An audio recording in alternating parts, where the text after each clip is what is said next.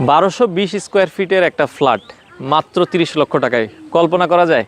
তো সেই স্বপ্নটাই আসলে বাস্তবায়ন করার জন্য আজকের এই ভিডিওটাতে আমরা চলে আসলাম। দর্শক, আমরা আজকে যেই লোকেশনটায় রয়েছি এটা হচ্ছে মোহাম্মদপুর বসিলা ব্রিজ হয়ে জাস্ট 10 থেকে 12 মিনিটে আপনারা কিন্তু চলে আসতে পারেন এই লোকেশনে।